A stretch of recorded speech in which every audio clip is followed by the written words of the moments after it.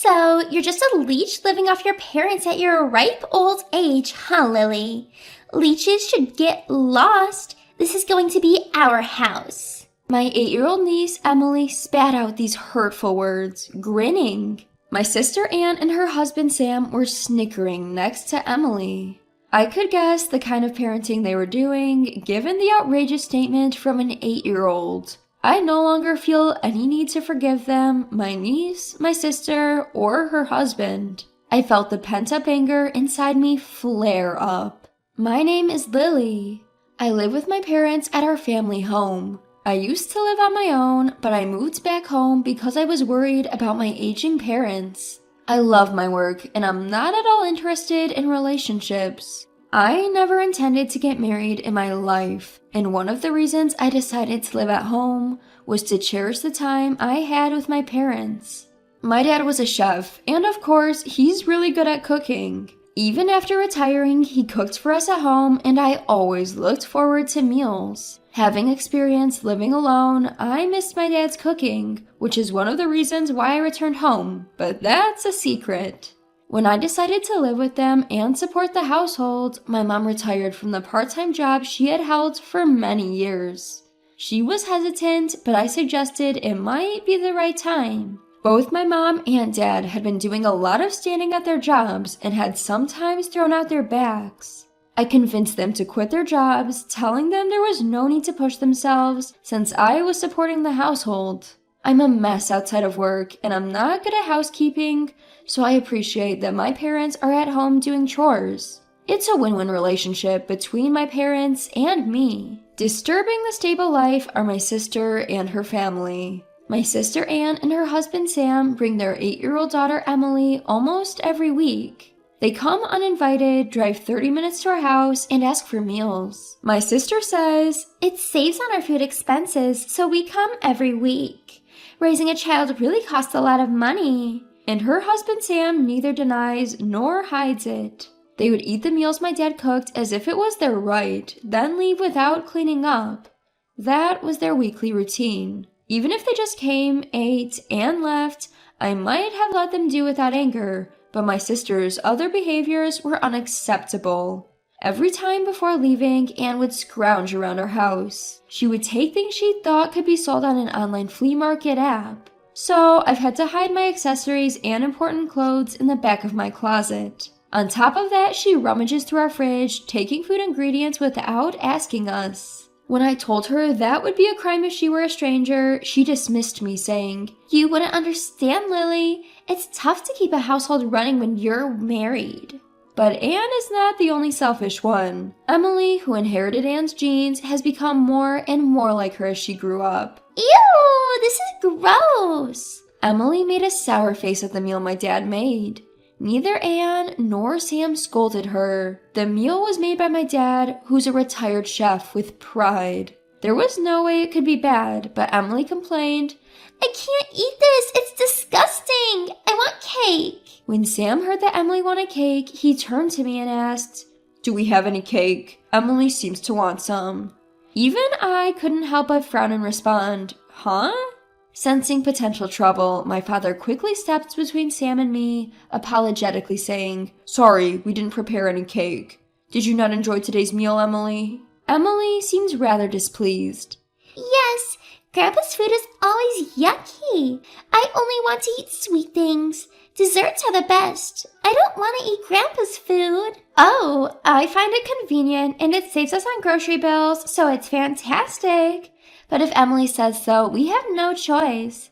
Dad, Mom, please prepare some sweets and cake for Emily next week." I couldn't forgive my sister Anne for accepting Emily's selfishness as a matter of course and bossing our parents around. However, if I spoke out now, our already shrinking parents would feel even more troubled. I pitied my parents and, unable to complain that day either, sent off Anne's family as always after they had finished looking through our house. I can't believe the audacity, acting that way just because it's their parents' house? Unforgivable. Exposing my anger, my mother apologized, saying, "It's my fault for not having the cake ready. I'm sorry," while my father silently discarded the leftover food prepared for Emily. My heart ached at the sight of my parents' actions. I spent the following week contemplating whether I should tell Anne and her family not to visit anymore, only to have them arrive at our home yet again. Without any notice, as if it were a matter of course, Anne's family walked in asking, "Is dinner ready yet?" Emily complained about the cake my mother had bought, saying, "I prefer one with more strawberries."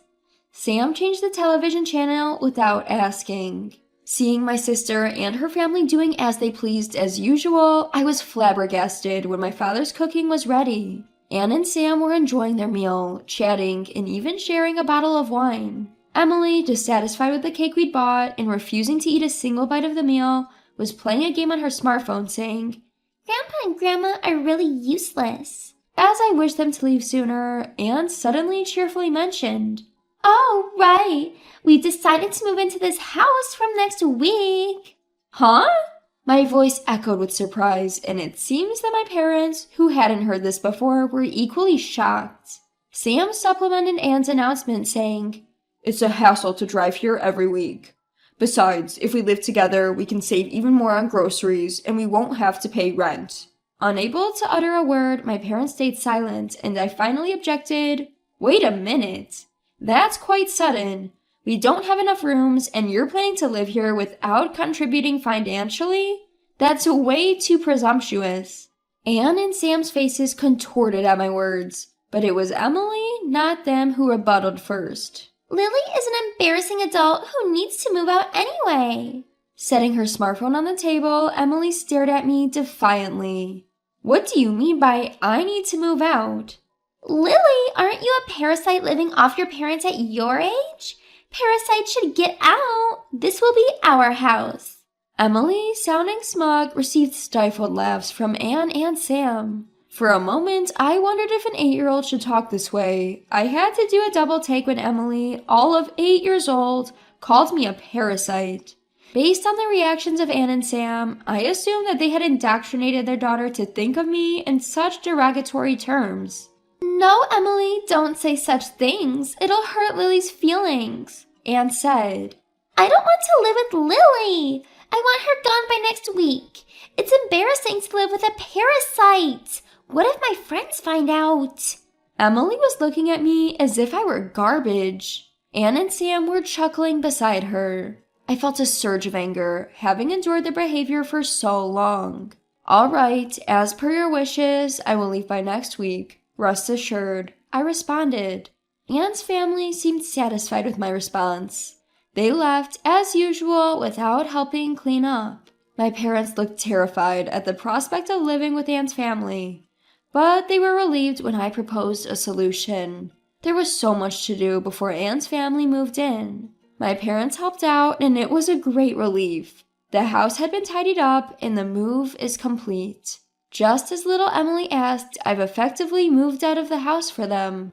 The day arrived when Anne's family was supposed to move in. I was busy organizing my stuff in my new place. I missed my old house where I had lived for so many years, but the new place was nice and I felt a sense of relief, knowing that I wouldn't be irked every time Anne's family visited.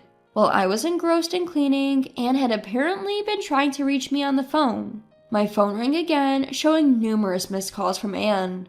I picked up. "Lily, why didn't you pick up earlier? There's a problem with our house." Anne cried.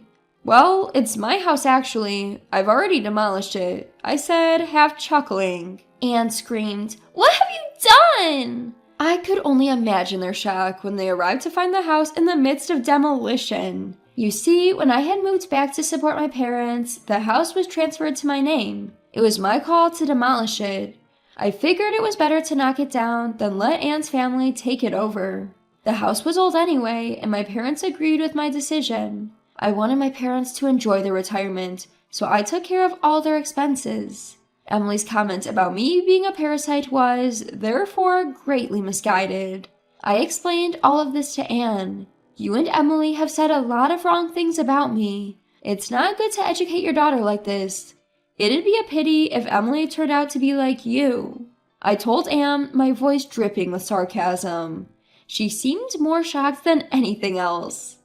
She'd selfishly run her mouth and then came to me almost in tears asking, "What should we do? After all, we've already terminated our lease and moved out from our previous house. We're going to end up homeless. Emily is still only 8 years old." "Maybe it's good for Emily to experience hardship," I responded casually while continuing to clean. Anne started crying. "How could you be so heartless?" I thought that should be my line. Who was it that repeatedly insulted me through their own words and through their daughter? I asked her. "I'm sorry. I'll make Emily apologize too. Please, just for tonight, let us stay in your new place," Anne begged. "No can do. Both Dad and Mom are now scared to meet you. You always say negative things. Our new home is fully accessible and they both seem to like it. Please stop interfering with our happiness. I'm hanging up now. I'm busy." "Wait, please!" Anne was still yelling, but I mercilessly hung up the phone. Afterwards, Anne kept calling numerous times, but I ignored her. It seemed like she also tried to reach out to our parents, but they too ignored her calls. Eventually, the relentless call stopped.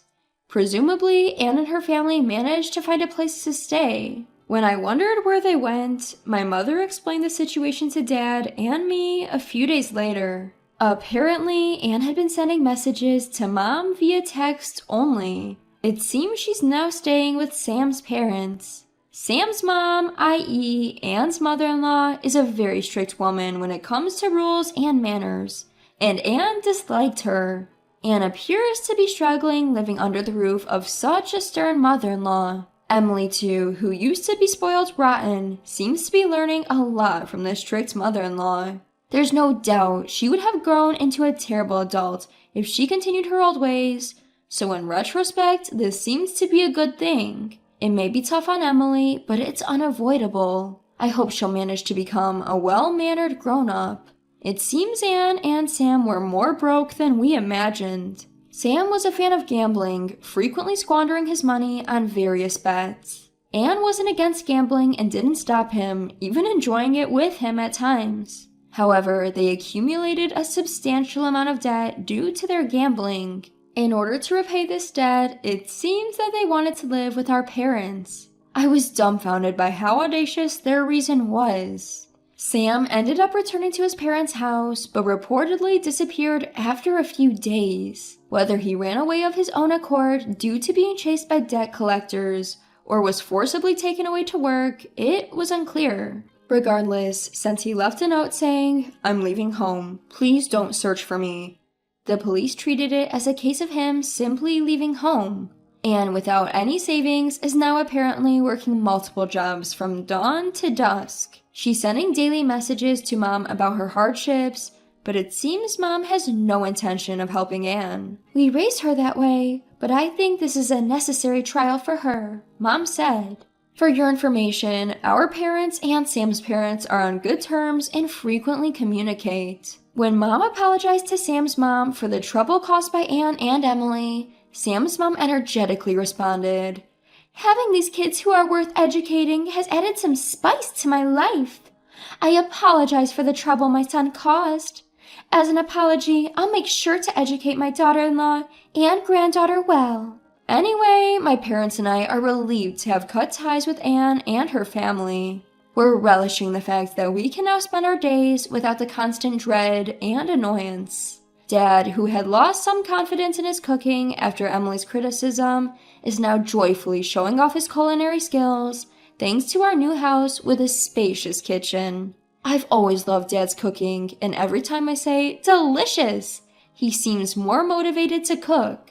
Mom, who used to get exhausted every time Anne's family visited and lost the energy to go outside, is now often going out since we moved. She joined a local club and resumed her old hobby of painting. My mom's forte is watercolor painting. She's always joyfully crafting her artwork under the gentle guidance of her teacher. Recently, she's been heading out to the park, sketchbook in hand, to draw various objects and scenes. We're eagerly looking forward to the upcoming exhibition by the art club my mom is a part of, and we plan to attend. My life continues as it always has. Busy, but enjoyable, as I continue doing the work I love. The constant nagging from my sister and her family has finally ceased, reducing my stress levels significantly. It wasn't until I felt this relief that I realized just how much stress they had been causing me. It's refreshing to remember just how bright and cheerful I can be. My parents are aging, but they are enjoying their lives now, which makes me happy. Even if they eventually need care, our home is equipped with accessibility features, making caregiving easier. Lily, thanks to you, we are so happy. We truly appreciate it, my mother-in-law often says. My father echoes her sentiments with a warm smile. Indeed, thank you. In part, my devotion to my parents was born from a desire not to have regrets when the inevitable separation comes. However, seeing them so pleased is the greatest reward. I want to continue living this slow-paced, warm life, and will do what I can to ensure our daily lives remain this way.